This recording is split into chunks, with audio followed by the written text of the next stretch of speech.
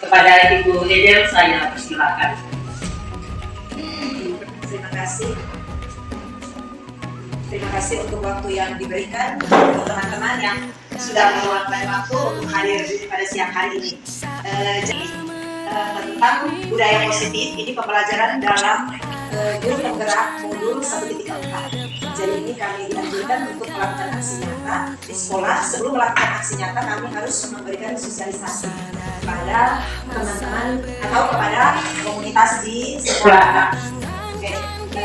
Seperti judulnya yang terpampang di layar ini bahwa budaya positif.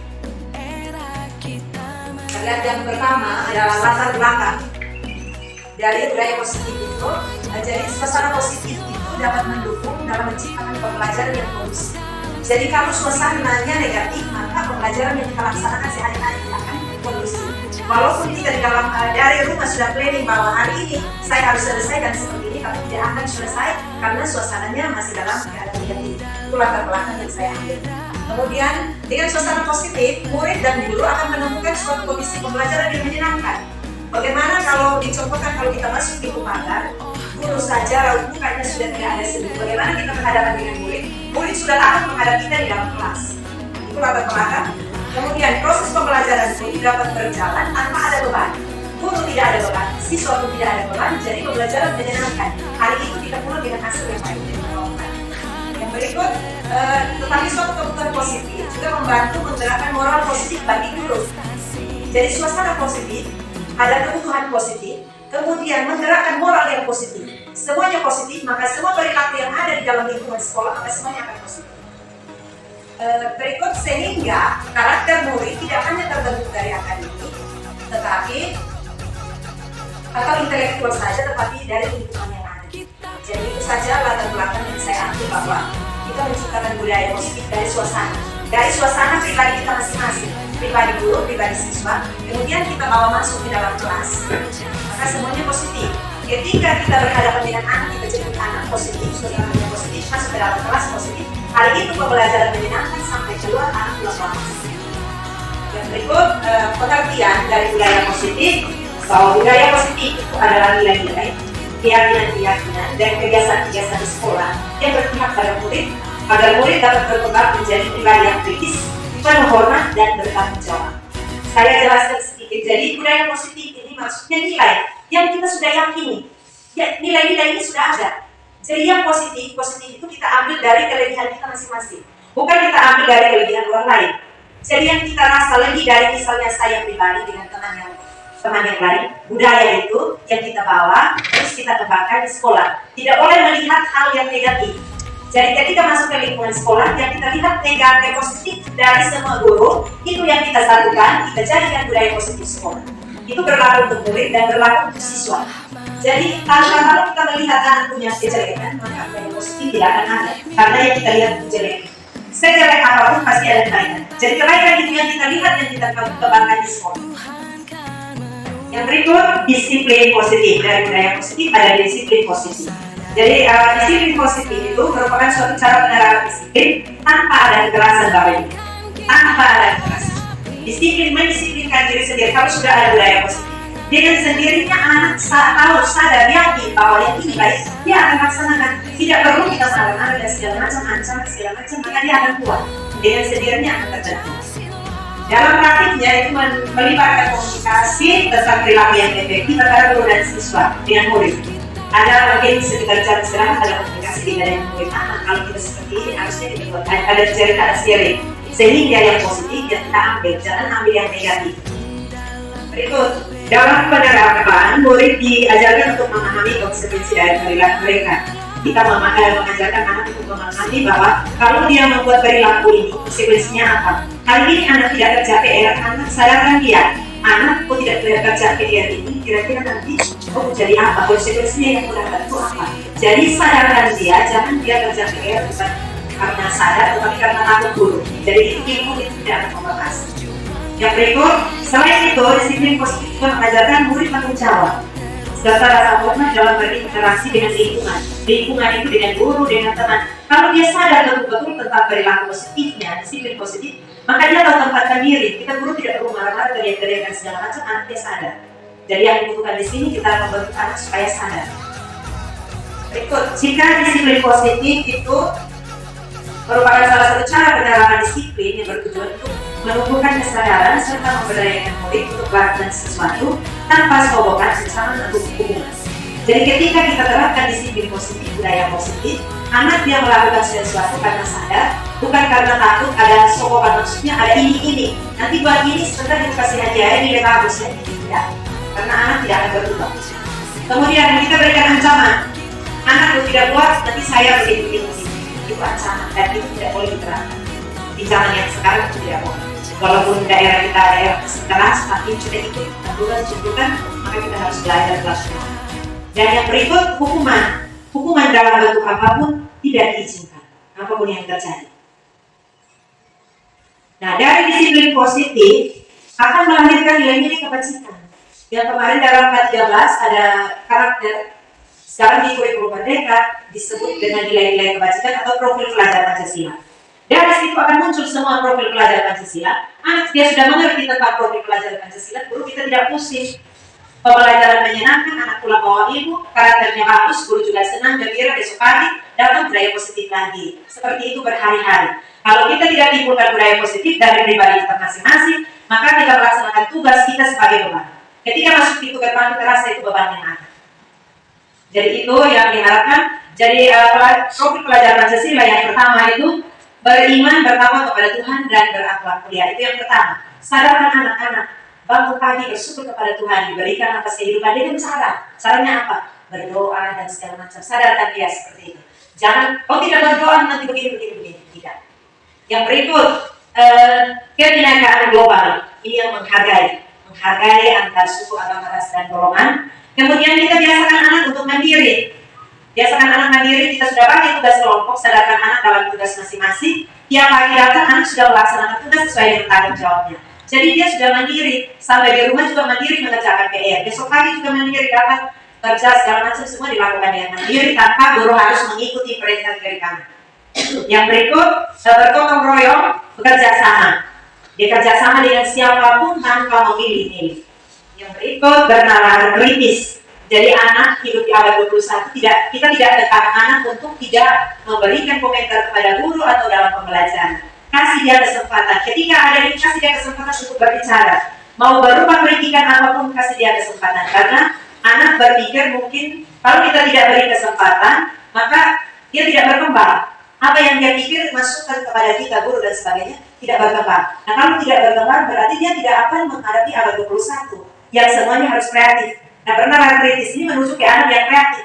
Anak kita jangan tekan, jangan batasi kemampuannya. Yang terakhir masuk ke kreatif yang tadi, kalau dia bernalar kritis kita kasih dia kesempatan, maka anak itu menjadi kreatif. Itu disiplin positif yang melahirkan nilai-nilai kebajikan. Nah, yang di sini yang saya sudah buat, kita tidak dianjurkan untuk membuat peraturan di kelas, karena peraturan di kelas itu peraturan dari guru, dari satu pihak. Kalau dari satu pihak yang melaksanakan tidak senang. Yang selama ini kita buat peraturan dari guru, dari sekolah. Yang diharapkan adalah keyakinan, yakin tentang nilai-nilai itu, kemudian anak sendiri buat peraturan itu, dan dia laksanakan. Kalau dia buat sendiri, dia melanggar, baru kita bicarakan bersama. Kalau kita yang buat, anak kan tidak senang. Oh, ibu guru bilang harus datang, tidak boleh terlambat. Ibu guru terlambat. Nah, berarti anak sudah protes, karena itu peraturan dari kita saja. Tapi kalau dari kedua belah pihak, dari guru dengan siswa, maka sama-sama kita buat peraturan, sama-sama kita buat, kita laksanakan, kita terasa senang. Tanpa ada beban dari anak. Jadi kalau ada beban dari anak dia buat seolah-olah supaya asal ibu guru senang. Keluar jam istirahat atau keluar di luar dia akan buat lagi. Sementara di dalam kelas pokoknya minta ampun. Itu keyakinan kelas. Jadi dia yakin. Anak-anak menulis sendiri. Datang tidak boleh terlambat. Datang 5 menit sebelum guru datang. Harus berpakaian rapi, berpakaian sopan sesuai dengan aturan. Jadi itu anak dia menulis sendiri. Itu kemarin saya coba buat yang ini. Anak-anak sendiri buat peraturan. Kemudian saya kasih pengertian. Apakah kamu sadar tentang ini? Iya, kami sadar. Berarti selama ini kan yang buat dari sekolah kadang melawan karena seperti ini. Jadi ini yang diharapkan keyakinan dari kelas. Keyakinan ini yang nanti dikumpulkan menjadi keyakinan sekolah, bukan peraturan sekolah. Jadi kita semua komunitas sekolah yakin betul-betul bahwa kita melaksanakan ini dan ini harus kita laksanakan. Kita sendiri buat dan kita laksanakan. Kemudian dari keyakinan di sekolah itu, keyakinan yang dibuat anak punya kebutuhan dasar. Jadi 5 kebutuhan dasar ini yang dipenuhi, yang kita mau penuhi dari anak. Anak itu memiliki kebutuhan untuk bertahan hidup. Contoh, kita dulu datang terlambat, lonceng bunyi, anak harus istirahat. Anak dia harus jam makan karena tadi mungkin tidak sempat makan. Tapi karena kita datang terlambat, dengan egonya kita tambah jam. Kita sudah menyita anak punya kebutuhan dasar ini. Kebutuhan untuk makan, kebutuhan untuk istirahat, kebutuhan untuk senang. Jadi kebutuhan bertahan hidup. Kita sudah melanggar. Jadi tetap aturan masuk terlambat tentang bagaimana caranya supaya materi itu selesai, tetapi jangan mengorbankan kebutuhan anak. Yang berikut, kebutuhan kasih sayang dan rasa diterima. Ini yang penting sekali Bapak Ibu. Kita sebagai orang tua di sekolah, kalau anak punya kekurangan, kita tidak terima dia dengan kasih sayang, kita tidak ada rasa menerima dia, kita marah-marah dengan dia, maka dia di kelas kita mau jelaskan dengan cara apapun, dia tidak akan masuk ke dalam otaknya hari itu pun juga. Karena dia rasa tidak memiliki kasih sayang. Dia mau buat sesalah apapun, rangkul dia sebagai orang tua, sebagai anak. Kemudian penguasaan. Kebutuhan power atau penguasaan ini, anak berikan kesempatan, jangan maksudnya kekuasaan guru berkuasa atas anak, tidak. Jadi ini harus diimbangi. Kemudian kebebasan, anak butuh bebas, jangan terlalu tekan dia, duduk harus lurus ke depan, tidak boleh ke kiri kanan. Itu bukan pembelajaran zaman sekarang merdeka belajar. Jadi anak yang aktif belum tentu anak itu tidak bisa. Jadi bukan berarti dia terima pelajaran harus tepat lurus ke depan, tidak boleh berbicara. Kasih dia kesempatan berbicara, ketika kasih kesempatan, silakan. Berikut kebutuhan kesenangan, anak butuh senang. Jam istirahat, luangkan dia waktu untuk beristirahat. Dan kesenangan ini bukan hanya di jam istirahat, ketika pembelajaran berlangsung, buat ice breaking. Ice breaking itu yang selingan, lewat lagu, walaupun seperti kami kelas 6, lewat lagu, tepuk tangan, dan segala macam, untuk membangkitkan minatnya lagi, semangatnya kembali. Itu yang diharapkan, bukan hanya untuk pembelajaran untuk anak TK atau SD, tapi semua seperti itu. Karena ini kebutuhan dasar manusia. Kita guru pun punya kebutuhan ini. Bagaimana kalau kita punya kebutuhan 5 kebutuhan ini dasar ini tidak terpenuhi, maka kita guru juga tidak aman. Kalau semua ini tidak terpenuhi. Yang berikut, dari yang 5 kebutuhan itu, ada 5 posisi kontrol yang perlu kita terapkan di sekolah. Nah, 5 posisi kontrol ini untuk menghadapi masalah-masalah yang terjadi di sekolah, baik antara guru dengan guru, guru dengan orang tua, maupun dengan siswa. 5 posisi kontrol ini, yang pertama itu sebagai penghukum. Apakah kita sadar kita sebagai penghukum atau apa? Sebagai penghukum, kedua sebagai pembuat rasa bersalah, sebagai teman, sebagai penantang, dan sebagai manajer. Nah, sebagai penghukum, misalnya anak, hari ini kau terlambat balik, berlutut, kau kerumun. Itu tidak tepat Bapak Ibu. Memang kita mau mendisiplinkan anak, tapi kurang tepat. Yang berikut, membuat rasa bersalah. Anak ada bersalah, misalnya buat keributan di kelas, ibu datang, hai kau ini tidak tahu aturan, kan? Nanti kau seperti ini, ibu bisa ditegur kepala sekolah. Ini membuat rasa bersalah. Kita buat anak itu merasa bersalah. Kemudian sebagai teman, ini sebagai teman bisa kita ambil dan juga bisa tidak. Karena kalau kita sebagai teman, ada saat mana yang kita posisikan diri sebagai teman dengan anak, ada saat mana tidak sebagai teman. Karena kalau hanya posisi sebagai teman, anak dia tidak tahu tempatkan diri, dia sebagai murid atau sebagai dengan ibu guru atau dengan pak guru atau dengan teman. Yang berikut sebagai pemantau. Pemantau ini kita hanya lihat saja. Ibu perhatikan kau tiap hari ini terlambat terus. Kita hanya ngomong begitu lepas, tapi tidak ada solusi. Kita hanya pantau anak saja, tidak memberikan solusi. Kemudian sebagai manajer, ini yang diharapkan. Sebagai manajer, walau mau jadi sebagai siswa, sebagai guru, sebagai kepala sekolah, ini yang diharapkan. Nah, sebagai manajer contohnya seperti apa? Hari ini anak terlambat, panggil. Anak mari dulu. Kenapa bisa terlambat? Apakah sudah tahu tentang aturan di sekolah kita kalau masuk jam sekian? Tanya dulu alasan kepada anak itu, jangan langsung memvonis. Ketika tanya alasan, kita sudah tahu, sekarang anak bagaimana kita mau mencari solusi? Apa besok masih bisa terlambat atau tidak lagi? Jadi duduk bersama mencari solusi, anak juga damai, guru juga damai. Itu sebagai manajer. Antara guru dengan guru juga seperti itu, dengan siswa juga seperti itu, dengan orang tua juga seperti itu. Jadi yang posisi yang kelima ini yang diharapkan. Jadi mungkin masih ada yang 1, 2, 3, 4 yang kita minimalisir sudah. Yang berikut, cara menerapkan tadi 5 posisi kontrol itu kita menggunakan segitiga restitusi. Itu yang pertama, kita menstabilkan dulu identitas yang kawan. Nah, bagaimana kita menyelesaikan masalah dengan menstabilkan identitas? Yang tadi saya sudah kasih contoh.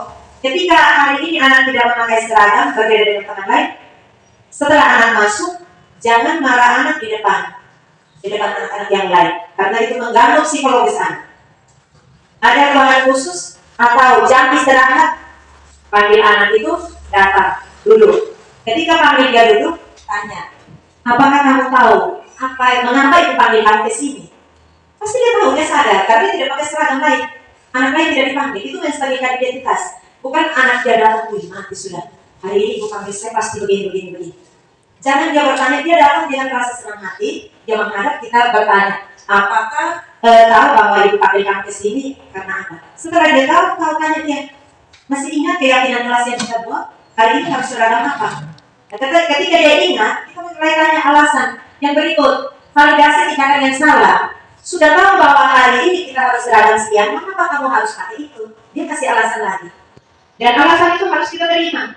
Kemudian, masih menstabil validasi tindakan yang salah. Setelah kita terima, kita menanyakan keyakinan. Dia yakin bahwa peraturan yang kita buat seragam itu dia tahu betul-betul, dia tidak lupa. Kita menanyakan keyakinan. Yang kembali kita menstabilkan identitas kembali, kita mencari solusi bersama. Kalau begitu anak, nanti ingat tempel poster, sudah ingat hari ini seragam sekian, ini seragam sekian, ini seragam sekian. Besok tidak boleh ulangi lagi, ini dan selanjutnya. Jadi itu penyelesaian yang ada satu kekurangan lagi, menstabilkan identitas. Kita jangan membuat anak merasa bersalah. Kita berpikir begini, kita sebut di anak di bawah. Setiap orang pernah melakukan kesalahan yang sama. Bukan hanya kamu saja, ibu juga teman-teman yang lain. Nah sekarang bagaimana kita memperbaikinya? Ketika kita omong begitu, anak dia sudah merasa tenang di dalam. Bahwa memang betul seperti ini. Jadi dia sadar dan yakin untuk berubah. Jadi kita jangan memfonis kamu ini. Nah, itu yang tidak diharapkan. Ini yang tadi menstabilkan identitas. Ada kata-kata bahwa anak berbuat salah itu tidak apa-apa. Tidak ada manusia yang sempurna. Itu kata-kata menstabilkan identitas. Saya juga pernah melakukan kesalahan seperti itu. Kita bisa menyelesaikan masalah ini. Jadi buat anak rasa nyaman.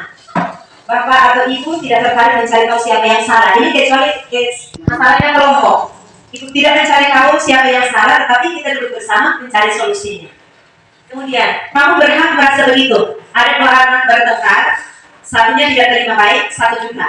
Dia berhak merasa begitu karena mungkin disakiti. Tetapi mari duduk bersama kita cari jalan keluar. Yang berikut, apakah kamu sudah menjadi teman yang baik buat dirimu sendiri? Kalau kau buat masalah itu, kau nyaman dengan pribadimu atau tidak? Nyaman dulu dengan pribadi, kemudian baru dengan orang lain. Ketika kita punya pribadi bergejolak di dalam, maka dengan orang lain juga sudah tidak nyaman. Maka kita buat yang tidak sesuai. Kita tanyakan apakah yang anak buat itu, dia pribadinya itu memang yakin bahwa dia buat itu benar. Berikut memvalidasi tindakan yang salah. Padahal kamu bisa melakukan yang lebih buruk dari ini ya. Hanya, misalnya anak berkelahi, pukul kemana sampai darah. Hanya sampai darah saja. Coba tadi sampai, tapi gunakan bahasa yang buat anak nyaman. Kamu pasti punya alasan mengapa melakukan hal ini. Kamu patut bangga pada dirimu sendiri karena kamu telah melindungi sesuatu yang penting darimu. Misalnya, anak karena temannya mau pukul, dia juga tahan. Itu karena dia melindungi dirinya. Ketika melindungi dirinya, dia tahan atau dia dorong teman yang pukul dia, teman itu terjatuh. Dan dia patut melindungi dirinya. Jangan persalahkan dia. Berikut, kamu boleh mempertahankan sikap itu, tapi kamu harus menambah sikap yang baru. Dari anak melindungi dirinya, itu dia pertahankan. Tapi tambah lagi sikap yang baru. Lihat lagi situasinya, apa yang mau lakukan itu tepat atau tidak. Anak ketika temannya buat salah, dia marah, tidak kontrol emosi, dia pukul temannya. Kemudian dia pukul temannya, ini kamu boleh mempertahankan sikap, malah karena tidak nyaman, tetapi tambah lagi hal yang baru. Jangan langsung memukul teman, karena itu tidak benar. Yang berikut, menanyakan keyakinan. Apa tindakan mulai dari keyakinan kelas yang telah kita buat? Nilai-nilai umum yang telah kita sepakati, apa masih ingat atau seperti apa? apa bayangan kita tentang kelas yang ideal. Kalau ada kegaduhan di kelas kan pasti sebelum kita buat keyakinan kelas, anak bermimpi, saya mau kelas harus seperti ini, saya ibu guru harus seperti ini. Setiap anak punya mimpi, setiap guru punya mimpi. Yang kita buat itu hanya untuk mewujudkan mimpi kita, untuk menjadi pembelajaran itu menyenangkan, kemudian mencari guru yang ideal. Anak juga bermimpi seperti itu. Jadi mimpi-mimpi itu yang kita bayangkan kembali ke anak supaya dia berpikir kembali. Kemudian, kamu mau jadi orang seperti apa kalau perbuatan kamu begini terus? Jadi kita berusaha menyadarkan anak.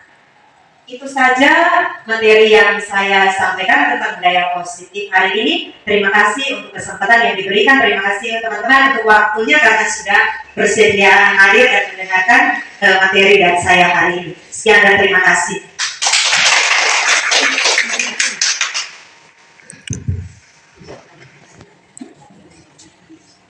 Baik, setelah kita mendengarkan webinar budaya positif dari Ibu Eder Trudis dan Ases sebagai guru penggerak angkatan kelima, mungkin dari peserta ada yang belum jelas atau mau memberikan usul saran, saya persilakan.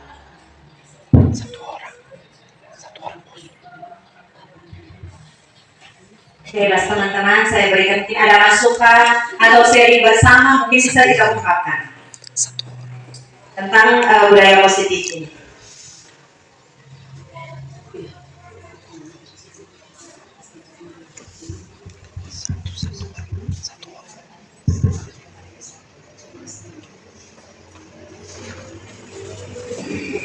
Baik, mungkin dari saya setelah mendengar webinar ini, baik, nilainya sangat positif untuk saya pribadi dan mungkin kita semua. Yang di sini mungkin saya mau mengangkat satu persoalan di mana kita ini budaya timur, kita sementara ini bahkan sudah dari dulu nenek moyang kita menganggap budaya yang kasar. Tapi tanpa kita sadari bahwa budaya itu menyakiti hati orang lain. Nah sekarang yang mau kita lakukan, yang mau kita buat setelah kita mendengar materi dari Ibu Edel, mungkin mari kita semua menyadari dan mau memperbaiki diri, dan kuncinya adalah satu, saling mendengarkan dan saling menghargai satu dengan yang lain, walaupun itu anak sekolah kita. Mari kita mendengarkan mereka, karena mereka salah belum tentu mereka itu salah. Ini satu hal yang saya mau masukkan untuk kita semua, dan mari kita sama-sama mungkin untuk membudayakan budaya positif ini untuk kita terapkan di kelas kita masing-masing. Sekian dari saya. Terima kasih kepada Ibu Lydia yang memberikan masukan dan saran kepada kita semua untuk kita laksanakan. Mungkin ada tambahan dari teman-teman lain, saya persilahkan.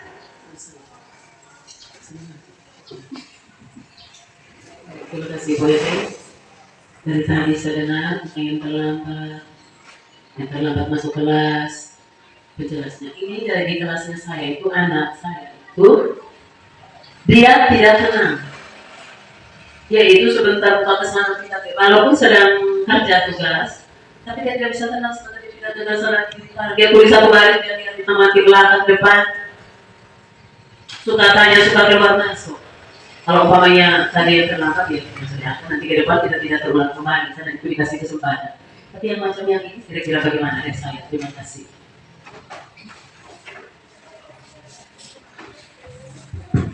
Terima kasih kepada Ibu Yus yang sharing tentang perilaku anaknya yang di kelas. Untuk anak yang seperti itu, mungkin dari materi kami sebelumnya itu kita harus mencari tahu kebutuhan anak. Cari tahu kebutuhan anak ini atau dari segi keluarga. Dari segi keluarga itu dia berasal dari latar belakang keluarga yang seperti apa. Jadi jangan karena kita belum kenal betul, terus kita langsung memvonis anak. Karena 5 kebutuhan dasar ini, anak ini memiliki ini semua. Tetapi mungkin di keluarga dia tidak dapat ini semua. Maka dia buat di dalam kelas untuk mendapatkan ini. Nah ketika ibu sudah mencari tahu penyebabnya, kebutuhan-kebutuhan dasar yang ingin dia dapatkan, maka di kelas kita mulai terapkan ini sudah. Kasih dia perhatian lebih dari teman yang lain. Justru itu anak yang punya kebutuhan khusus kita beri perhatian lebih. Selama ini yang kita terapkan, anak yang pintar, yang bagus, yang tenang yang kita perhatikan, kita abaikan anak-anak yang berkebutuhan khusus, yang nakal dan suka datang terlambat dan segala macam. Justru itu kebalikan, kita harus perhatikan khusus mereka karena mereka butuh perhatian khusus. Jadi ketika kita sudah tahu itu, baru kita arahkan ke ini. Saya punya pengalaman ini 2 tahun lalu, Radit. Catatan dalam saya pindah masuk ke sini, anak itu terkenal dari kelas 1 sampai kelas 6 saya terima. Tapi satu ketika saya sampai air mata jatuh. Kenapa? Karena Radit ini. Satu ketika dia tidak pernah terlambat datang sekolah, walaupun dia nakal. Tidak terlambat datang sekolah. Kalau hari ini dia terlambat, dia tidak akan datang. Saya mulai telusuri apa yang membuat dia tidak datang sekolah. Walaupun dia nakal, dia selalu tepat jam. Itu kelebihan dia. Saya telusuri, pagi itu dia tidak datang karena jual kue, kuenya belum laku. Dia jual kue untuk membantu ekonomi rumah tangga keluarganya. Dan itu kuenya belum laku. Dia bilang, ibu, kue belum laku, saya pulang, nanti sebentar kami beli beras pakai apa. Itu rasa yang saya masih ingat dia sampai sekarang. Dan dia, yang saya tahu Radit itu tidak pernah seperti apa, tapi hari itu dia omong sampai air mata ini, saya juga ingat. Padahal selama ini dia dicap dari kelas 1 sampai kelas sekian tidak diperhatikan karena nakal.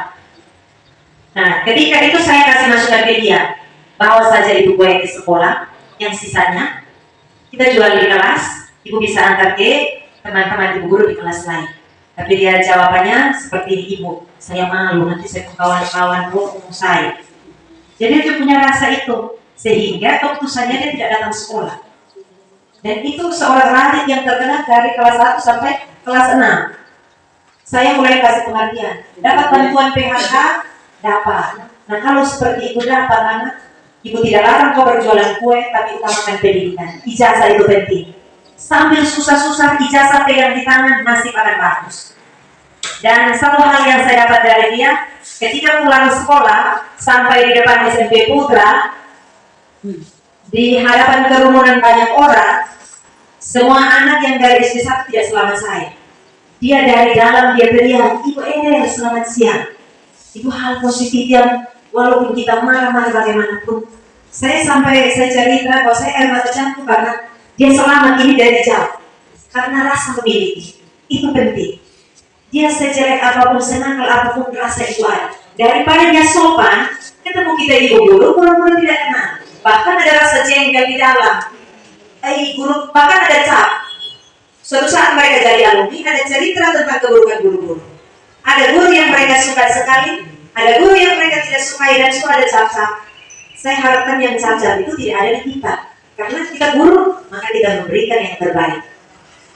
Bukan untuk memberikan yang terbaik supaya dinilai orang atau dipuji. Mutiara yang terpendam di dasar laut dia akan bercahaya.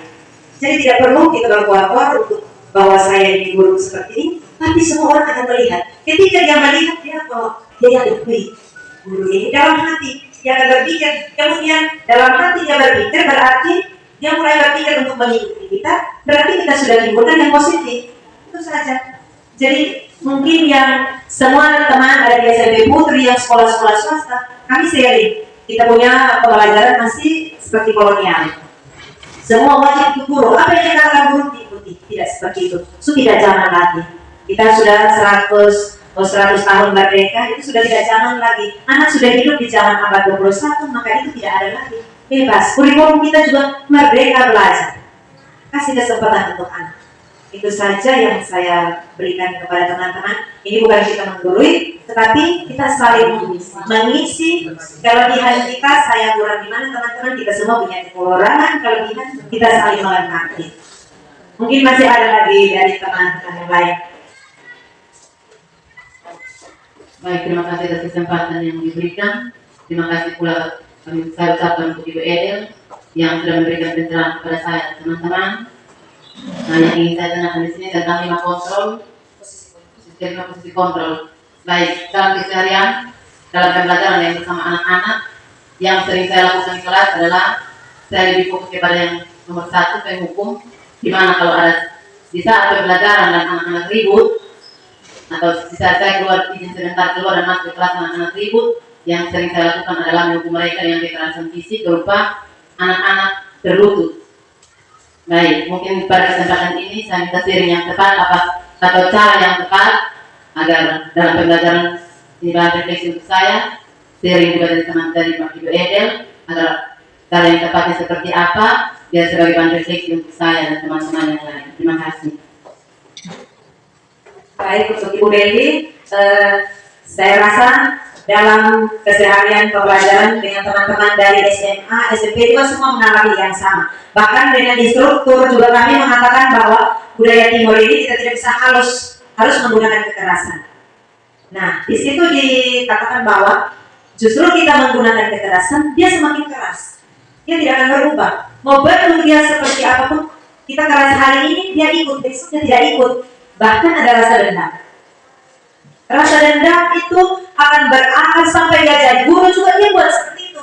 Jadi yang sekarang kita buat adalah karena dulu kita seperti itu, jadi itu kita buat ikut seperti itu. Maka yang sekarang kita mulai rombak sudah karena sudah tidak jalan lagi. Karena yang kita buat adalah yang kita punya guru-guru buat kepada kita sehingga kita yakin bahwa dulu guru-guru kami keras, kami jadi orang. Itu yang kita yakini. Nah, keyakinan kita itu harus berubah sudah karena itu kita lakukan karena pelampiasan secara tidak sadar itu sudah tersimpan dalam memori kita, pelampiasan kepada anak. Jadi ketika anak tidak itu kita marah sekali, dan itu hanya sebagai bentuk pelampiasan kita.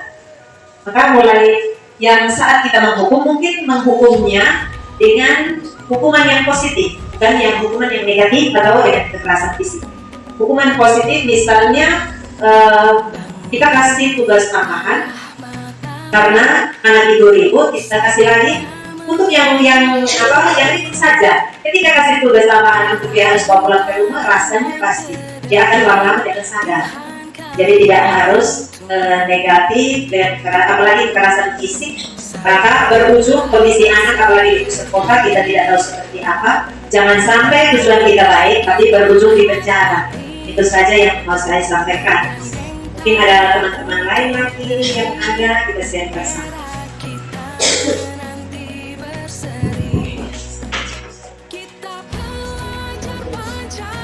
Kalau tidak ada lagi, saya sampaikan terima kasih kepada teman-teman atas waktu dan kesempatan, atas tenaganya untuk meluangkan waktu mendengarkan penyampaian materi dari saya. Hanya satu pesan saya, bukan saya memiliki kelebihan, tetapi dari sini kita belajar bersama.